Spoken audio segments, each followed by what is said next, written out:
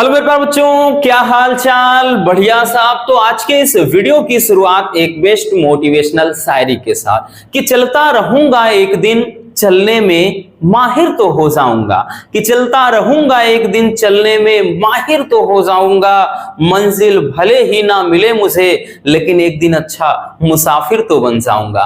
तो बच्चों, आपको भी चलना है, इसी तरह से चलना होगा जिस तरह से आपकी तैयारी चल रही है, और एक दिन आपको मंजिल मिलेगी रसगुल्लों।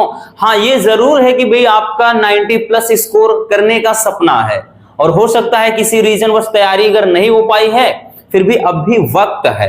और मान लेते हैं बच्चों कि भाई 90 का सपना है, 85 बन गए, तब भी कोई दिक्कत नहीं, क्योंकि आज की ये जो मेहनत है यही आपका कल का भविष्य संवारने में बहुत ज्यादा हेल्प करेगी। तो चलिए देख लेते हैं आज के इस वीडियो में फिजिक्स के क्वेश्चन पेपर को। बहुत सारे बच्चों के कमेंट आ रहे थे कि सर फिजिक्स के क्वेश्चन पेपर को सॉल्व करवाइए, क्योंकि सबसे ज्यादा परेशान करने में अगर हम बात करें बच्चों तो फिजिक्स और केमिस्ट्री यही दो आपको परेशान करते हैं। बट डोंट वरी भाई, हम है ना, परेशान होने की जरूरत ही नहीं है। आपको बच्चों तैयारी के साथ साथ, क्योंकि अब लगभग तैयारी तो हो ही चुकी होगी, नहीं भी है फिर भी बच्चों आपको अब क्वेश्चन पेपर भी लगाना है। और 2 से 4 क्वेश्चन पेपर से काम होने वाला नहीं है, कम से कम 8 से 10 क्वेश्चन पेपर तो लगाने ही होंगे हर एक सब्जेक्ट के। तो चलिए देख लेते हैं आज के इस वीडियो में हम फिजिक्स का ये क्वेश्चन पेपर है बच्चों, ये आपका देख रहे होंगे फिजिक्स का। इस तरह से आपका क्वेश्चन पेपर पूछा जाएगा, ये फिजिक्स का क्वेश्चन पेपर है।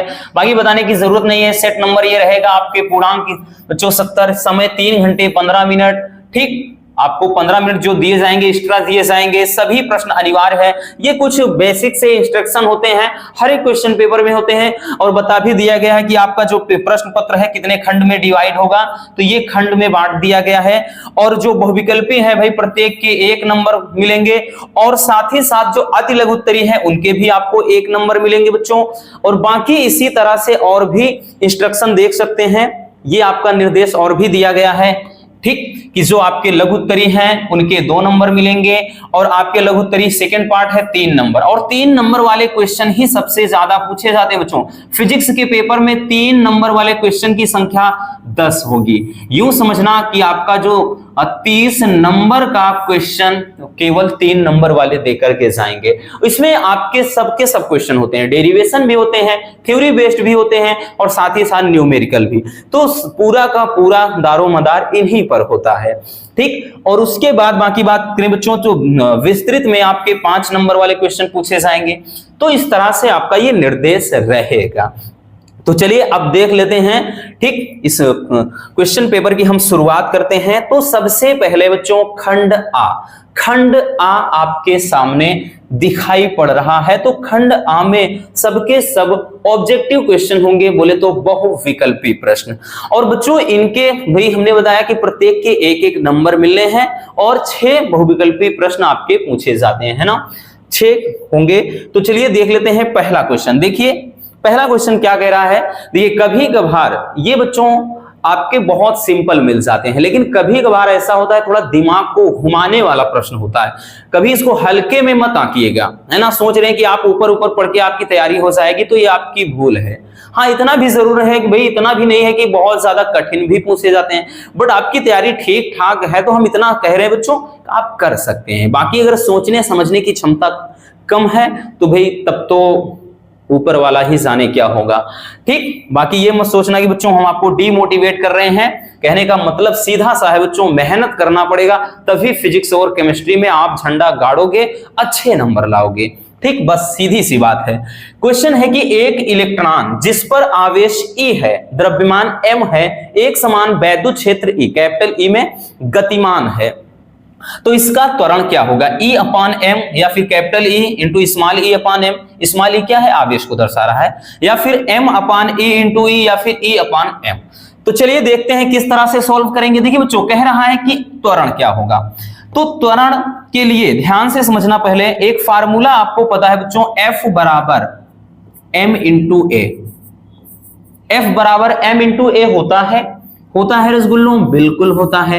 अब यहां से अगर हम ध्यान दें बच्चों, हमें चाहिए ए बराबर क्या होगा एफ अपान एम, ए बराबर क्या होगा बच्चों एफ अपान एम, इसी फार्मूले से एफ अपान एम हो जाएगा।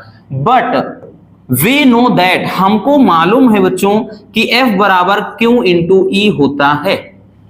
ठीक, कहां से, क्योंकि वैद्युत छेद की तीव्रता ई बराबर एफ अपान क्यू होता है ना। एकांक धन परीक्षण आवेश को वैद्युत छेद, मतलब इसमें होता क्या है कि वैद्युत छेद की तीव्रता कि एकांक धन परीक्षण पर आवेश पर लगने वाली बल को, जो बल होता है बल की मात्रा को ही वैद्युत छेद की तीव्रता कहते हैं। तो यहां से एफ बराबर क्यू इंटू ई हो जाएगा। लेकिन बच्चों यहां पर क्यू ना दे करके वो चीज दिया है ई, ठीक, जबकि क्यू क्या है आवेश है, तो यहां पर आवेश को ई से दर्शा दिया गया है। तो हम बच्चों एफ बराबर ई इंटू ई रख सकते हैं। तो इसके वजह से रसगुल्लों ये क्या हो जाएगा, यहां पे ए बराबर एफ के स्थान पे हम क्या रखेंगे ई इंटू ई। ठीक, आगे पीछे लिख दीजिए कोई दिक्कत नहीं, अपान स्मॉल एम। ठीक, तो इस तरह से ये त्वरण हो जाएगा। इस तरह से बच्चों हम क्या निकालेंगे, त्वरण निकालेंगे। ऑप्शन देख रहे हैं, पहला नहीं होगा, दूसरा बिल्कुल दूसरा ही मिल रहा है बच्चों। तो इसका ऑप्शन क्या हो जाएगा, option number B is the right answer. तो देख सकते हैं कि मतलब इतना भी सरल नहीं दिया है कि आप बस पढ़िए फटाक से लगा दीजिए, थोड़ा तो अपने को भाई क्या है कुछ इसमें करना पड़ा, इस बात का ध्यान देना। ठीक, चलिए दूसरा क्वेश्चन देखते हैं बच्चों। दूसरा क्वेश्चन किस तरह का है, तो देखिए ये थोड़ा आईक्यू लेवल आपका जांचने के लिए क्वेश्चन ये देते हैं। ठीक, देखते हैं कि भाई आपकी तैयारी कितनी अच्छी है, आप कितना सोच समझ सकते हैं, आपकी क्षमता देखना है उसको। देखिए दूसरा कह रहा है कि 3 समान प्रतिरोधों का श्रेणी क्रम में तुल्य प्रतिरोध R1 तथा कह रहा बच्चों समांतर क्रम में तुल्य प्रतिरोध क्या है R2 है। यदि R1 बराबर nR2 हो तो n का न्यूनतम संभव मान क्या होगा। देखिए बहुत सारे बच्चे तो ऐसे होते हैं क्वेश्चन को देख करके ही आगे निकल जाते हैं, नहीं तो तुक्का मार देते हैं, कहते हैं क्या मतलब भाई नंबर तो वैसे भी नहीं कटने, निगेटिव मार्किंग तो है नहीं, सही तो सही बाकी जय सिया राम।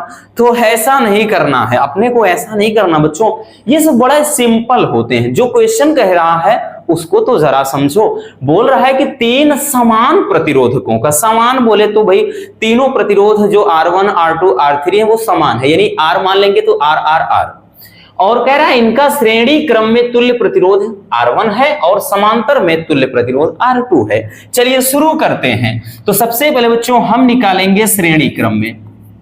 ठीक, तो श्रेणी क्रम में अपने को पता है बच्चों, श्रेणी क्रम में क्या होता है, तो भाई हमें पता है R बराबर, ठीक, R1 का मान भी R2 मतलब R है, R2 का मान भी R है और R3 का मान भी R है, क्योंकि तीनों बोल रहा है समान है बच्चों। ठीक, और इसको बोल रहा है श्रेणी क्रम में प्रतिरोध को R1 से दर्शाते हैं। तो इस तरह से R1 बराबर क्या आ गया 3R हो गया। क्लियर। अब उसके बाद रसगुल्लों हम निकालेंगे समांतर क्रम। ठीक, समांतर क्रम, समांतर क्रम में बच्चों देख रहे होंगे तो समांतर क्रम में क्या बोल रहा है कि भी समांतर क्रम में तुल्य प्रतिरोध R2 हो जाता है। तो समांतर क्रम का फार्मूला 1/R होता है, तो इसको R2 से बोल रहा है दर्शा दो। तो इसमें भी तीनों समान है, 1+R 1+R 1+R, क्योंकि 3 है तो हो जाएगा बच्चों 1/R2 बराबर ये क्या हुआ 3/R। ठीक, या फिर इसको हम लिख सकते हैं R2 बराबर ये ऊपर चला जाएगा R/3। तो यहां से क्या निकला, ये R1 का मान निकला बच्चों और ये R2 का मान। अब क्वेश्चन पे जरा आइएगा, बोल रहा है कि यदि R1 बराबर nR2 हो, R1 बराबर nR2 हो बच्चों, तो जरा गौर से देखिएगा कि R1 की जगह पर हमने क्या रखा है 3R, और n इंटू R2 की जगह पर क्या निकाला है बच्चों R/3 निकाला है ना। R मतलब R से R कैंसिल हो गया। अब इसका क्रॉस गुणा कराएंगे बच्चों तो 3 त्रिका 9, तो n बराबर कितना आया 9 आया। तो यहां से n का न्यूनतम संभव मान क्या हो गया 1/9 नहीं होगा, 1/3 नहीं होगा, 3 नहीं होगा, 9। ठीक, तो इसका करेक्ट आंसर जो है option number 4 is the right answer. तो देख सकते हैं, मतलब हम इसको सरल भी नहीं कह सकते हैं और बहुत ज्यादा डिफिकल्ट भी हम नहीं कह सकते हैं। सिंपल है बच्चों, बस थोड़ा लॉजिकल क्वेश्चन है। बोलते हैं ना कि हमने शुरू में ही बताया है कि इसमें टेक्निकल क्वेश्चन भी आपके इस तरह के पूछे जाते हैं। ठीक, यूं समझिए आपके भाई दिमाग के साथ खेलते हैं। भाई आपका दिमाग कितना काम करता है वही चीज आपको समझना है। ठीक, चलिए बच्चों, समझ में आ गया किस तरह से इसको सॉल्व किया। चलिए अब देखते हैं हम नेक्स्ट क्वेश्चन को। चलिए अगला क्वेश्चन देख लेते हैं बच्चों। अगला क्वेश्चन है गा। तीसरा क्वेश्चन क्या है, गौर से समझिएगा। हाँ, तीसरा क्वेश्चन कह रहा है कि एक समान चुंबकीय क्षेत्र में किसी आवेशित कण के वृत्तीय पथ की त्रिज्या अनुक्रमानुपाती होती है। ऑप्शन है कण के आवेश के, कण के संवेग के, चुंबकीय क्षेत्र की तीव्रता के या फिर कण की ऊर्जा के। तो चलिए इसको सॉल्व करते हैं। देखिए बच्चों, चुंबकीय क्षेत्र में आपको पता है कि आवेशित कण के वृत्तीय पथ की जो त्रिज्या होती है R बराबर mv/qb। इसका डेरिवेशन भी करवाया है ना, आपको पता होगा बच्चों, इसका डेरिवेशन भी हमने करवाया है। आप अगर ध्यान देंगे बच्चों, इसमें एक चीज जो R है, इसमें अगर हम ध्यान देंगे तो R अनुक्रमानुपाती mv के है और इसके इन दोनों के यानी व्युत्क्रमानुपाती है। तो इसमें अगर हम ध्यान दें बच्चों, चूंकि P बराबर होता क्या है, m इंटू v होता है। ठीक, थोड़ा घुमाया है इसमें, तो जो R हो जाएगा तो इस mv के स्थान पे हम P लिख सकते हैं। और P है क्या बच्चों, P है क्या, संवेग है। ठीक, P क्या है रसगुल्लों, संवेग है। तो आपका ऑप्शन तो मिल गया ना। तो भाई जो वृत्तीय पथ की त्रिज्या है किसके अनुक्रमानुपाती है, तो कण के संवेग की। ठीक, ऑप्शन नंबर 2। ठीक, second option is the correct answer. ठीक, इस तरह से क्या होगा, इसको हम बहुत ही सिंपल तरीके से लगाएंगे। अभी तक आपने देखा जितने भी ऑब्जेक्टिव क्वेश्चन है इसमें सबके सब क्या है, मजेदार हैं, है ना, एकदम सिंपल नहीं बोल सकते अपन। समझ में आ गया। चलिए बच्चों अब देखते हैं हम नेक्स्ट क्वेश्चन को। तो ये चौथा हो गया भाई, तीसरा हो गया, ये चौथा। तो ये लॉजिक गेट से है, गेट कटा है, अपने को देखना है नहीं बच्चों। ठीक, गेट कटा है तो अपने को देखना है नहीं। तो अब आते हैं इस पे नाभिकीय अभिक्रिया पे। ठीक, जो कटा है टॉपिक उसके बारे में ज्यादा जिक्र करना ही नहीं। कह रहा है दी गई नाभिकीय अभिक्रिया में x है, x क्या है, तो एक रिएक्शन मतलब एक आपका समीकरण दिया, एक अभिक्रिया दिया है, बच्चों 7 है, ये नाइट्रोजन, इसका परमाणु भार 14 है, प्लस ठीक न्यूट्रॉन है, न्यूट्रॉनों की बमबारी की जा रही है इस पे। तो यहां पर एक कार्बन, ठीक कार्बन है और साथ में X है। तो इसमें बोल रहा है जो X है वो क्या है। इसमें ध्यान देना बच्चों, हमें पता है कि भाई जब अभिक्रिया के पूर्ण अगर हम इनको ऐड करेंगे तो ये कितना आएगा बच्चों, ये 7 ही आएगा, 7 में 0 जोड़ेंगे। और ये चीज अगर हम ऐड करते हैं तो भाई इसमें ऊपर कितना आएगा, तो ऊपर आएगा बच्चों ये 15। ठीक, गौर से समझिएगा, इस टाइप के क्वेश्चन बहुत ही सिंपल होते हैं। ठीक, तो इसमें X क्या है आपको बताना है कि प्रोटॉन है, अल्फा कण है, इलेक्ट्रॉन है, ड्यूट्रॉन है।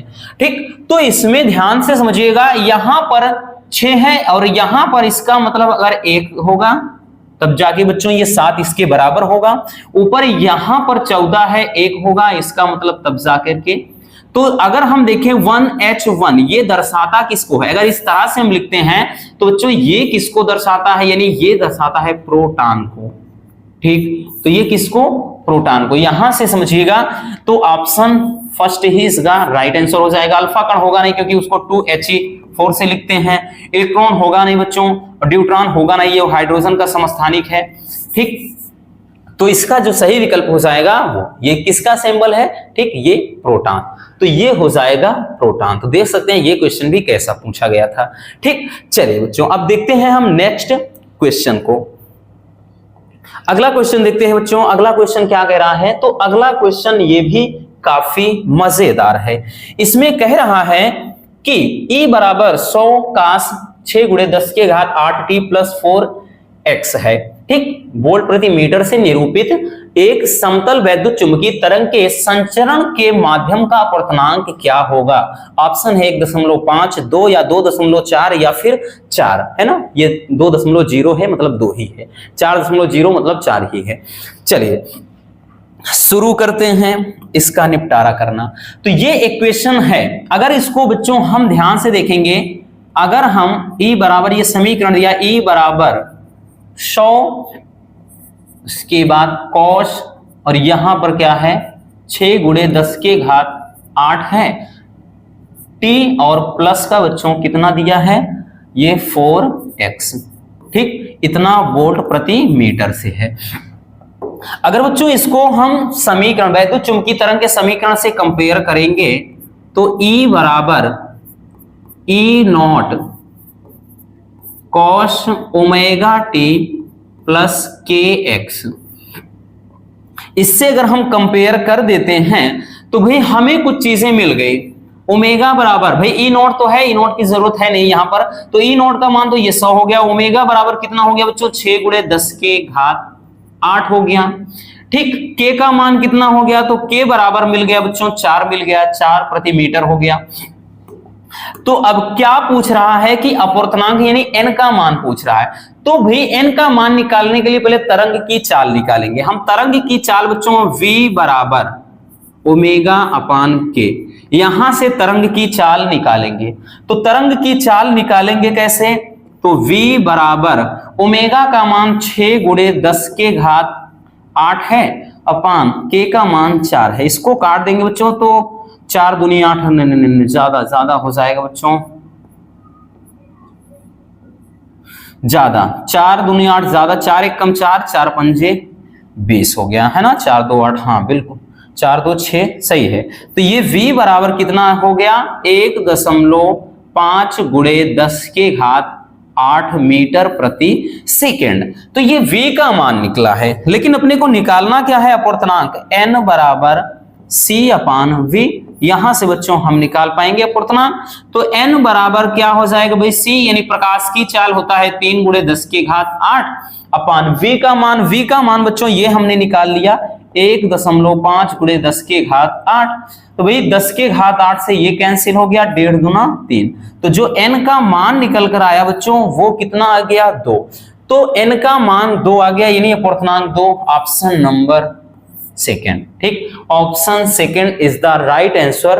अपवर्तनांक कितना हो जाएगा 2। अगर देखेंगे तो बच्चों ये 2 से 3 नंबर वाला एक न्यूमेरिकल बन जाता है, लेकिन ये सोचिए कि इसको न्यूमेरिकल में नहीं बल्कि आपके 1 नंबर वाले क्वेश्चन में, वो भी ऑब्जेक्टिव क्वेश्चन में दिया है, तो हल्के में मत लीजिएगा, इसीलिए हम बार बार बोलते हैं, ठीक। फिर यही सारे क्वेश्चन आते हैं और आप लोग फिर हल्ला मचाओगे सर आपने कुछ पढ़ाया ही नहीं था, आपने जो पढ़ाया कुछ मिला ही नहीं। होता है, हर साल ऐसे बोलते हैं बच्चे, लेकिन उनको क्या पता कि भाई क्वेश्चन जरूरी नहीं जो सेम टू सेम बताया जाए हूबहू उसी तरह का है। तो अभी तक जितने बहुविकल्पी हमने देखा सब में तो देख रहे हैं आपको भाई दिमाग थोड़ा घुमा रहा है, बाकी सबका सब आपने पढ़ा हुआ है, लेकिन आप कितना सोचते हैं ना वो आप पर निर्भर होता है कि आपके सोचने की समझता मतलब सोचने की क्षमता कितनी है, ठीक है ना। चलिए बच्चों अब हम देखते हैं नेक्स्ट क्वेश्चन को। चलिए नेक्स्ट क्वेश्चन को देखते हैं। अच्छा नेक्स्ट क्वेश्चन यानी 6 बहुविकल्पी हो गए, अब खंड बा, यानी 6 नंबर तो बच्चों आपको बहुविकल्पी ही देकर के जाएगा, ये तो आपने देख ही लिया भली भांति। तो खंड बा के अंतर्गत पहला क्वेश्चन चलिए देखते हैं क्या बोल रहा है। पहला क्वेश्चन कह रहा है बच्चों कि किसी आवेशित संधारित्र की धारिता C फैराड तथा संचित ऊर्जा U जूल है, तो संधारित्र की प्लेटों पर आवेश का व्यंजक लिखिए, है ना भाई। यानी QCV U में संबंध कह रहा है, तो क्या संबंध है, अच्छा बिल्कुल बिल्कुल मिल गया बच्चों। तो ये एक फार्मूला हमने डेरिवेशन करवाया था, U बराबर 1/2 Q स्क्वायर अपान C, याद करो वो दिन, या फिर U बराबर 1/2 CV स्क्वायर, इसको 2 से 3 पदों में बताया था। तो ये फार्मूला है बच्चों। अब यहां से अगर आप थोड़ा गौर से समझिएगा, हमें Q बराबर पूछ रहा है, तो भाई Q स्क्वायर बराबर, जब Q स्क्वायर बराबर करेंगे तो 2UC हो जाएगा, ठीक है ना। 2 हो गया U इंटू C, और ये C कैपिटल में है, थोड़ा इसको शॉर्ट में मत समझना, स्मॉल में धारिता है। तो ये चीज हो जाएगा बच्चों। अगर यहां से हम ध्यान से देखेंगे Q बराबर, तो हम इधर प्लस माइनस भी रख सकते हैं, कोई दिक्कत नहीं। तो ये हो जाएगा 2UC, ठीक, क्योंकि इधर हम वर्ग हटाएंगे तो इधर करनी लग जाएगा, और यही क्या हो जाएगा, सूत्र हो जाएगा, यही इसका व्यंजक हो जाएगा आवेश का, ठीक। तो Q बराबर ये चीज हो जाएगा। बस यही पूछ रहा था, लेकिन ये भी मजेदार क्वेश्चन था। अगला है कि प्रकाश वैद्युत प्रभाव किसे कहते हैं या क्या है।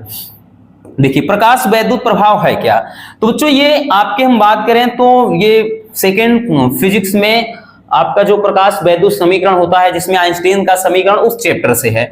देखिए, बहुत ही सिंपल है प्रकाश वैद्युत समीकरण। जैसे बच्चों एक हम मान लेते हैं कि धातु का टुकड़ा है, ठीक, क्या है, कोई धातु का टुकड़ा है। जब किसी धातु की सतह पर एक निश्चित आवृत्ति का प्रकाश आपतित होता है या प्रकाश डाला जाता है, तो धातु की सतह से इलेक्ट्रॉनों का उत्सर्जन प्रारंभ हो जाता है, ठीक। मान लेते हैं सनलाइट है, सूर्य का प्रकाश, कहीं से भी ये इस पे निश्चित आवृत्ति का प्रकाश डाल रहा है, तो परिभाषा क्या हो जाएगी कि जब किसी धातु की सतह पर एक निश्चित आवृत्ति का प्रकाश आपतित होता है, तो धातु की सतह से इलेक्ट्रॉनों का उत्सर्जन शुरू हो जाता है।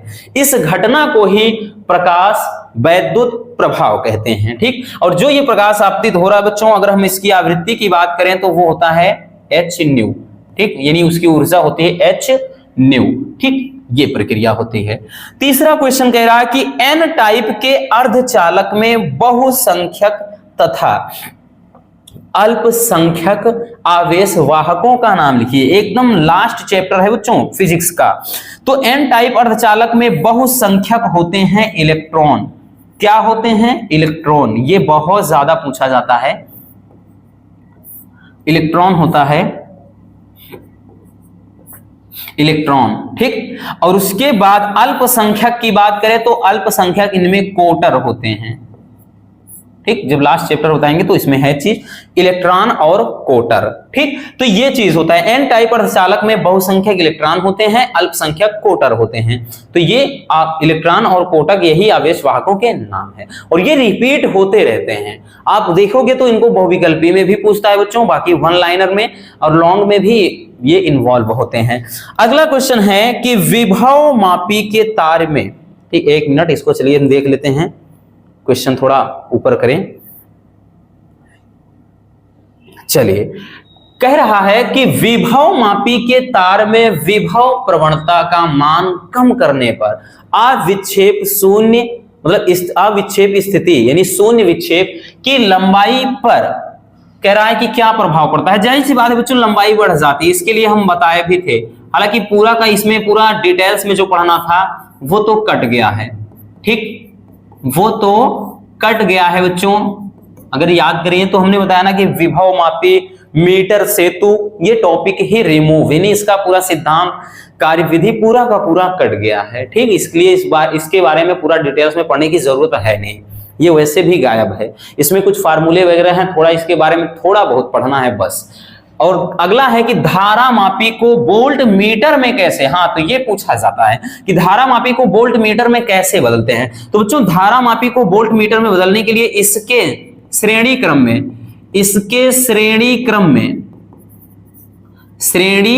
क्रम में उच्च प्रतिरोध को जोड़ देते हैं, ठीक, उच्च प्रतिरोध जोड़ देते हैं, ठीक, जोड़ देते हैं, ठीक। तब ये कन्वर्जन हो जाता है धारा मापी से वोल्ट मीटर में, ठीक। आगे कह रहा है, अगला है, कह रहा है कि 2 अपूर्णांक तथा 10 अंश वाले एक पतले प्रिज्म में कितना न्यूनतम विचलन कोण होगा। गजब का क्वेश्चन है बच्चों ये भी। तो चलिए इसको देखते हैं। चलिए, क्या कह रहा है कि भाई 2 अपूर्णांक, n का मान दे दिया है 10 अंश वाले पतले प्रिज्म कोण, यानी प्रिज्म कोण दे दिया है। ये बच्चों किसका मान है, n का मान, n बराबर 2 दे दिया है, और भाई ये दे दिया है a प्रिज्म कोण, तो a बराबर 10 अंश दे दिया है बच्चों, 10 अंश, ठीक, तो कह रहा है कि न्यूनतम विचलन कोण ज्ञात करना है, तो डेल्टा एम बराबर होता है, पतले प्रिज्म के लिए जो फार्मूला होता है बच्चों n-1 इंटू ए होता है, हमने बताया था। क्लियर, ये फार्मूला होता है रसगुल्लों। यहां से हम इसको करेंगे, डेल्टा एम इक्वल टू क्या हो जाएगा, n का वैल्यू बच्चों 2 है, -1 इंटू ए का मान 10 है, तो भाई ये 1 हो गया गुणे 10, बोले तो 10 अंश। ठीक, न्यूनतम विचलन कोण जो हो जाएगा वो कितना हो जाएगा, 10 अंश हो जाएगा। तो इस तरह से बच्चों आपके ऑब्जेक्टिव क्वेश्चन के बाद वन लाइनर शॉर्ट क्वेश्चन यानी अति लघु उत्तरीय प्रश्न पूछे जाएंगे। ठीक, जिसके अंतर्गत आप देख सकते हैं का, खा, गा, घा, अंगा, फिर चा, यानी 6 क्वेश्चन ये भी होता है। ठीक, चलिए अब देखते हैं हम नेक्स्ट क्वेश्चन को। अगला क्वेश्चन देखते हैं बच्चों। अगला क्वेश्चन क्या है, खंड सा। खंड सा में बच्चों प्रत्येक क्वेश्चन जो होगा, इसमें 4 क्वेश्चन होते हैं शायद, हाँ 4 ही होते हैं।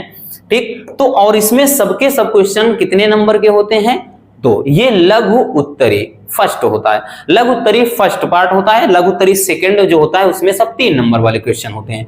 तो खंड सा में जो होगा 4 क्वेश्चन है। तो पहला क्वेश्चन देख सकते हैं, इसमें सारे क्वेश्चन मजेदार है। पहला, नाभिक की बंधन ऊर्जा से क्या तात्पर्य है, तो भाई बंधन ऊर्जा को हमने बहुत अच्छी तरह से बताया है। ठीक, नाभिक की बंधन ऊर्जा से क्या तात्पर्य है, यदि कह रहा है कि किसी नाभिक के लिए द्रव्यमान क्षति कह रहा है कि 10 के घात -6 किग्रा हो, तो उसकी बंधन ऊर्जा इलेक्ट्रॉन वोल्ट में ज्ञात करना है। ठीक, सबसे पहले हम निकालते हैं बच्चों, यहां से हम देखिए, यहां से फार्मूला जो होता है द्रव्यमान क्षति निकालते हैं, डेल्टा ई बराबर डेल्टा एम इंटू सी स्क्वायर, इस फार्मूले की मदद से निकलेगा। और ये हूबहू हमने सेम इस क्वेश्चन को भी बताया है बच्चों।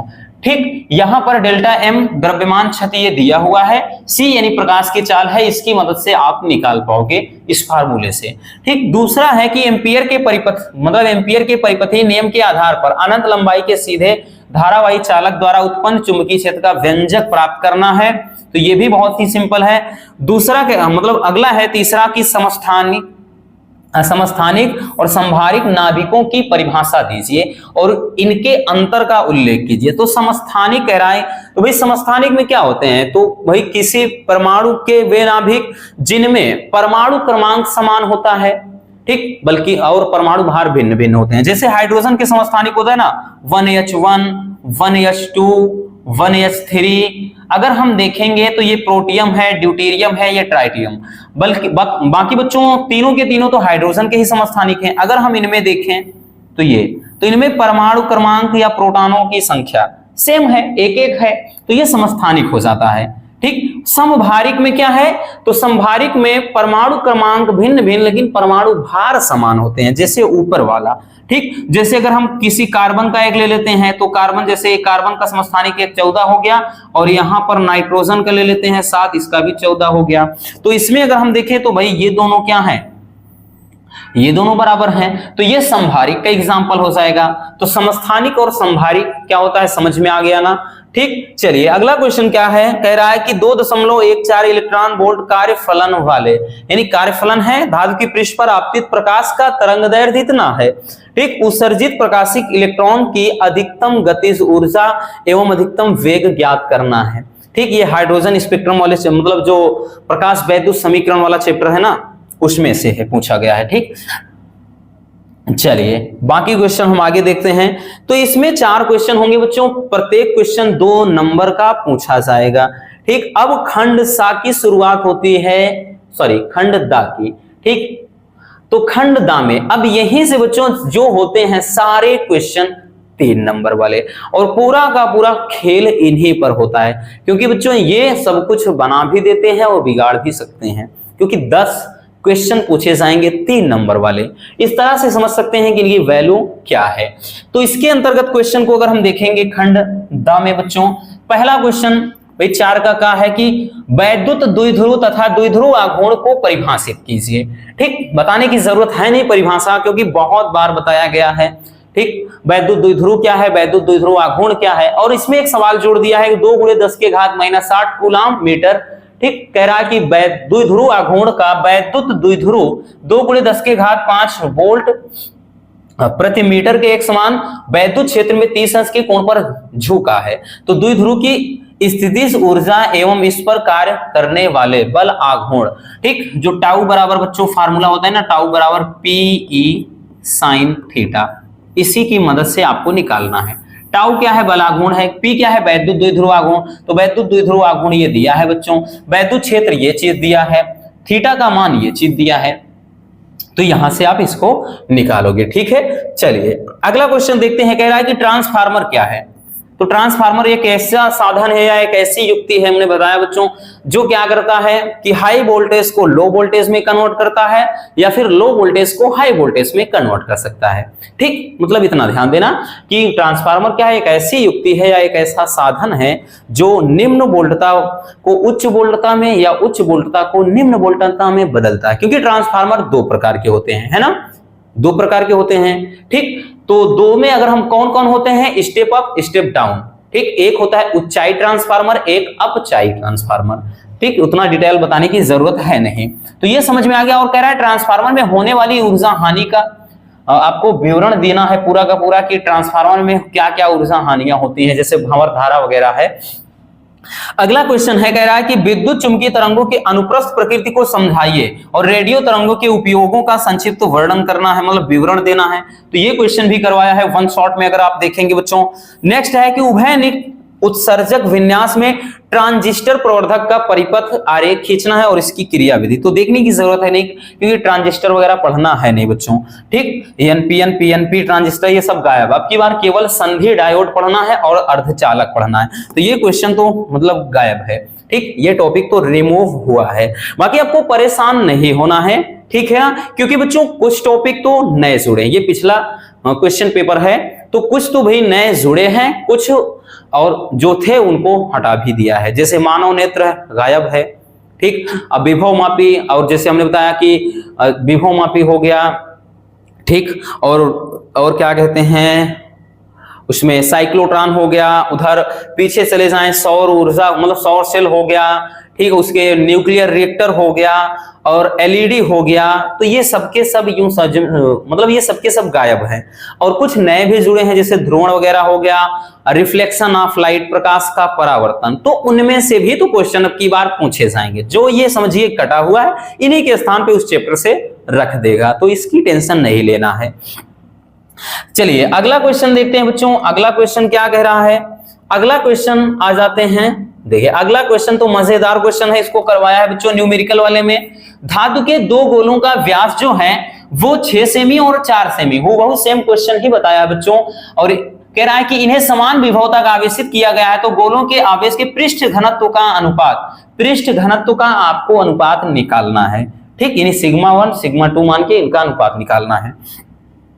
अगला क्वेश्चन देखते हैं क्वेश्चन नंबर 5 में। क्वेश्चन नंबर 5 में भी जितने क्वेश्चन है सारे के सारे 3 नंबर वाले हैं। कह रहा है किसी पतले लेंस के लिए लेंस मेकर का सूत्र लिखना है और इसके आधार पर लेंस के पदार्थ के पूर्णांक तथा लेंस के पृष्ठों की वक्रता त्रिज्याओं से इसकी फोकस दूरी पर प्रभाव की विवेचना करना है। यानी लेंस मेकर के सूत्र के आधार पर, मतलब इसके बारे में पदार्थ के पूर्णांक, वक्रता त्रिज्याओं तथा इसकी फोकस दूरी पर प्रभाव। हमने बताया ना इसी फार्मूले पे, एक याद करो वो जब बताया था कि किसी लेंस की फोकस दूरी ठीक किन किन कारकों पर निर्भर करती है, याद है कि नहीं? जो 1 शॉर्ट वीडियो बताया है बच्चों आपके लाइट से, उसमें इस क्वेश्चन को अच्छे से समझाया है। अगला है कि स्वप्रेरण गुणांक व अन्योन प्रेरण गुणांक की परिभाषा लिखिए। बार बार बच्चों जब 1 शॉट में इसको बता रहे तब भी बोला था कि ये क्वेश्चन सबसे ज्यादा इंपॉर्टेंट है। स्वप्रेरण गुणांक, अन्योन प्रेरण गुणांक मोस्ट इंपॉर्टेंट क्वेश्चन है, इसकी परिभाषा देना। और साथ ही एक क्वेश्चन ऐड कर दिया है, एक न्यूमेरिकल की 5 हेनरी स्वप्रेरकत्व वाली कुंडली में 5 एम्पियर की धारा 0.1 सेकंड से शून्य हो जाती है, तो कुंडली में प्रेरित विद्युत वाहक बल आपको निकालना है। ठीक, तो ये इस तरह के क्वेश्चन है। ठीक, अगला क्वेश्चन देखते हैं बच्चों। अगला क्वेश्चन किस टाइप का पूछा गया था? ये खा हो गया, फिर उसके बाद आते हैं गा में। ठीक, गा में चलिए ये क्वेश्चन क्या है? गा में कह रहा है कि किसी चालक की धारिता में वृद्धि कैसे की जा सकती है। और आगे क्वेश्चन कह रहा है कि एक समांतर प्लेट वायु संधारित्र के प्लेटों की त्रिज्या इतनी है, ठीक, तथा धारिता दे दिया है, और ये कह रहा है कि आवेशित गोले की चाली मतलब गोले की धारिता के बराबर है। तो कह रहा है संधारित्र के प्लेटों के बीच की दूरी ज्ञात करना। बच्चों हूबहू सेम क्वेश्चन न्यूमेरिकल में बताया है, और आपको पता हो तो इस क्वेश्चन में बस वैल्यू हमने चेंज किया था। इसको लगाना कैसे है जरा समझिए। ये आपका आर दिया है, यानी इसके लिए जो फार्मूला बताया था epsilon not a upon D, समांतर प्लेट संधारित्र की जो धारिता है वो कह रहा है कि गोले की धारिता यानी 4 pi epsilon not into R धारिता के बराबर है। तो कह रहा है कि प्लेटों के बीच की दूरी यानी डी का मान पूछ रहा है। तो बच्चों इसी फार्मूले से आप निकालेंगे, और यहां पर एप्सिलॉन नॉट ए का मान मतलब पाई आर स्क्वायर, ए का मान यहां से निकालेंगे अपान डी हो जाएगा, और ये 4 pi epsilon not into R. भाई अगर डी का मान पूछ रहा है तो आर का मान ये दे दिया है बच्चों, इस वाले आर का मान ये दिया है, एप्सिलॉन नॉट का मान आपको पता है, नहीं तो ये कट ही जाएगा, कुछ करने की जरूरत है नहीं, ठीक, और पाई से पाई भी कट जाएगा। तो इसकी मदद से आप डी का मान यहां से निकाल पाओगे बहुत ही सिंपल तरीके से, और इस क्वेश्चन को ही बताया है बच्चों हमने, आपको परेशानी होनी नहीं चाहिए, ठीक है। अगला क्वेश्चन कह रहा है कि किसी चालक के प्रतिरोध एवं प्रतिरोधकता का ताप से संबंध लिखिए, और प्रतिरोध के ताप गुणांक को भी परिभाषित करना है, व इसका मात्रक भी लिखना है। और अथवा में भी एक क्वेश्चन दे दिया है भाई, अथवा में क्वेश्चन दे दिया है कि प्रकाश वैद्युत प्रभाव क्या है। अभी एक नंबर वाले क्वेश्चन में ही देखा, एक उसमें भी परिभाषा से में ही पूछा था, फिर से पूछ लिया है कि प्रकाश वैद्युत प्रभाव क्या है, और किसी प्रकाश संवेदी सतह के लिए देहली आवृत्ति इतना दिया है बच्चों, ठीक। और यदि आपतित प्रकाश की जो आवृत्ति है इतने हर्ट्ज हो तो निरोधी विभव की गणना करना है, तथा सतह के कार्यफलन यानी W0 का मान भी ज्ञात करना है, ठीक। तो ये भी आपको निकालना है। चलिए अब देखते हैं नेक्स्ट क्वेश्चन।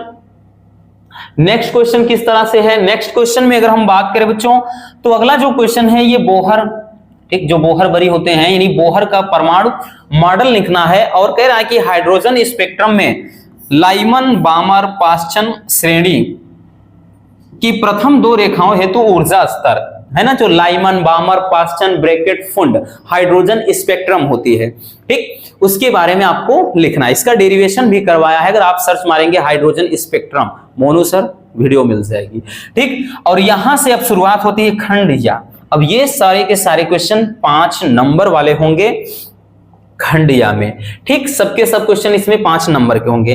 तो पहला क्वेश्चन, और इसमें बच्चों ये फायदा है कि जो ये लॉन्ग वाले 5 नंबर वाले होंगे ना, इसमें सब अथवा में रहेंगे, इसलिए आपको ज्यादा टेंशन लेना है नहीं। भाई एक नहीं आएगा तो एक तो कर ही लोगे। जैसे पहला है कि भाई स्थिर वैद्युतिकी में गाउस का प्रमेय लिखिए, है ना, आ गया बच्चों गाउस की प्रमेय, या गाउस कहेगा कुछ भी दिक्कत नहीं लेना है भाई, यहां पर गाउस कहे या गॉस कहे, दोनों हूबहू सेम ही चीज है, ठीक। तो गॉस की प्रमेय और समविभव पृष्ठ भी जोड़ दिया है। तो देखिए 2 से 3 चीज जोड़ दिया है, ठीक है। समविभव पृष्ठ क्या है और समविभव पृष्ठ की विशेषताएं बहुत ही अच्छे तरीके से समझाया है इसको, ठीक। तो आगे कह रहा है कि समान आवेश घनत्व की 2 विद्युत रोधी प्लेटें चित्रानुसार ये रखी हैं। तो P तथा Q पर वैद्युत क्षेत्र की तीव्रता आपको ज्ञात करना है। अथवा में देखिए बच्चों, अथवा में क्या दिया है, तो चलिए देखते हैं अथवा में किस तरह का क्वेश्चन पूछा गया था। तो अथवा में है कि विभव मापी का सिद्धांत। तो भाई अब की बार तो कट गया है इस टॉपिक को, हालांकि इंपॉर्टेंट बहुत ज्यादा था, लेकिन जब हटा ही दिया है तो भाई अपने को अब मतलब इससे रह नहीं गया, अपने को इससे कोई लेना देना नहीं है ना, इसकी जगह पर आपका कोई अदर क्वेश्चन होगा, ठीक। और नेक्स्ट क्वेश्चन है कि हाइगेंस की द्वितीयक तरंगिकाओं का सिद्धांत लिखकर इसकी सहायता इसकी जो सफलता एवं विफलता पर प्रकाश डालिए, ठीक है ना, यानी हाइगेंस की तरंगिकाओं का सिद्धांत लिखना है, और उत्तर लेंस के फोकस पर रखे बिंदु प्रकाश स्रोत के कारण लेंस से निर्गत प्रकाश के तरंगाग्र का निरूपण करना है। और अथवा में भी क्वेश्चन दिया गया है।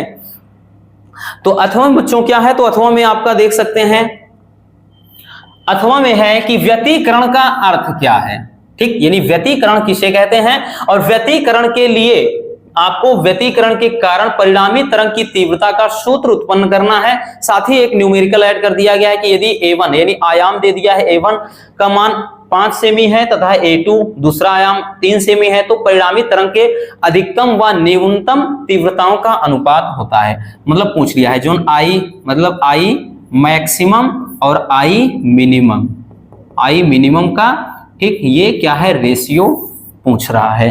ठीक, तो इस तरह से तो सारे के सारे क्वेश्चन बच्चों बहुत सिंपल हैं, बहुत ज्यादा डिफिकल्ट है नहीं। नेक्स्ट क्वेश्चन में आते हैं। ठीक, नेक्स्ट क्वेश्चन है कि भाई कह रहा है कि प्रकाश उत्सर्जक डायोड क्या है। देखिए ये भी बच्चों, क्योंकि हमने बताया ना ये पिछले ईयर का क्वेश्चन पेपर है, तो प्रकाश उत्सर्जक डायोड यानी ये एलईडी है। अभी बताया जस्ट इसके पहले लाइट एमिटेड डायोड होता है। ठीक, लाइट एमिटिंग डायोड, तो अभी हमने बताया कि एलईडी जो टॉपिक है वो रिमूव है, लेकिन ये क्वेश्चन भी बहुत ज्यादा इंपॉर्टेंट है सबसे लास्ट वाले चैप्टर में। तो अब अपने को भाई इससे कोई मतलब है नहीं, तो ये वाला तो वैसे भी कटा है। हाँ, इतना जरूर है कि इसके जगह पर कोई और चीज आ जाएगा, क्योंकि प्रकाश का परावर्तन नया जुड़ा है, ध्रुवण नया जुड़ा है। ठीक, बहुत पहले तो थे लेकिन बीच में हटा दिया था, तो अब की बार फिर से जोड़ दिया है, तो वहां से ये क्वेश्चन उठ जाएगा।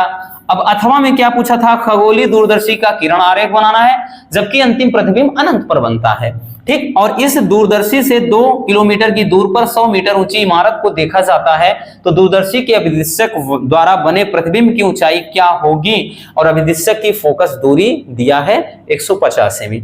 तो इसको भी आप न्यूमेरिकल में देखेंगे, तो हमने इस वाले चैप्टर, लाइट वाले चैप्टर को 2 से 3 पार्ट में न्यूमेरिकल बताया है। तो इस वाले क्वेश्चन को, यानी जितने भी आपके संयुक्त सूक्ष्मदर्शी हैं, खगोलीय दूरदर्शी है, परावर्तित दूरदर्शी, तो उस पर आधारित न्यूमेरिकल करवाया है सब। ठीक, चलिए अगला क्वेश्चन, हाँ आगे के क्वेश्चन को देखते हैं बच्चों। नेक्स्ट क्वेश्चन है क्वेश्चन नंबर 9 में। क्वेश्चन नंबर 9 में बात करें बच्चों, तो इसमें कह रहा है कि बायो-सेवर्ट का नियम पूछा है। किसी धारावाही वृत्ति पाश के केंद्र पर उत्पन्न चुंबकीय क्षेत्र हेतु व्यंजक प्राप्त करना है, और इस धारा पाश के चुंबकीय आघूर्ण का सूत्र भी लिखिए। यानी व्यंजक सूत्र का नहीं करना है, ये चुंबकीय आघूर्ण का केवल सूत्र लिखना है, और बाकी आपको ये चीज करना है। ठीक, मतलब यहां पर उत्पन्न चुंबकीय क्षेत्र के लिए व्यंजक प्राप्त करना है। अथवा में क्या है, प्रत्यावर्ती वोल्टता के वर्ग माध्य मूल मान का मान, मतलब वर्ग माध्य मूल मान, और साथ ही साथ शिखर मान में संबंध लिखना है। ठीक, मतलब जो बच्चों हमने फार्मूला डेरिवेशन करा था, IRMS बराबर I0/√2 होता है ना, तो ये वाला जो है फार्मूला जो हमने प्रूव करवाया था, सिद्ध करवाया था। ठीक, आपका LCR परिपथ हो गया उसको भी, और आपका प्रत्यावर्ती धारा में यही तो हमने बताया ना, LCR सर्किट हो गया, और ये चीज।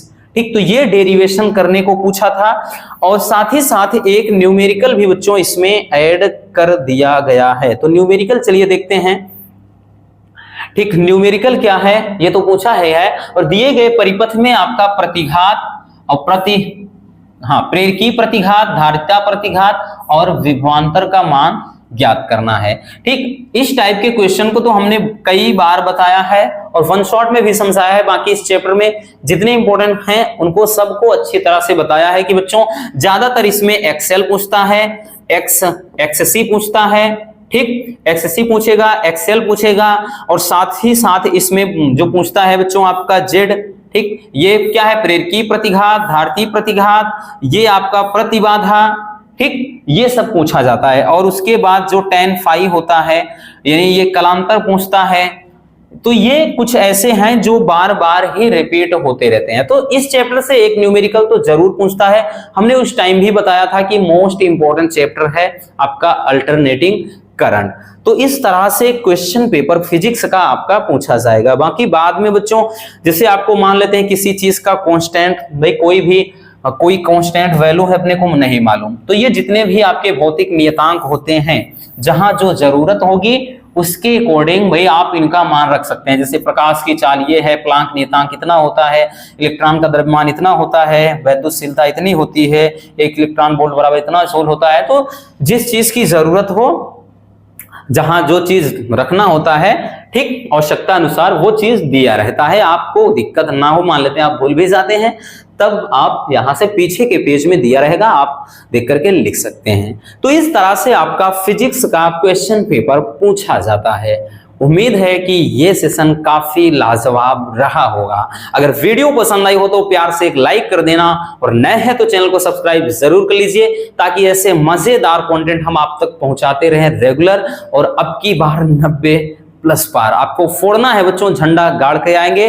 तो मिलते हैं किसी और शानदार टॉपिक के साथ। Love you, bye bye, take care. और हाँ, एक प्यारा सा कमेंट करना बिल्कुल मत भूलिएगा।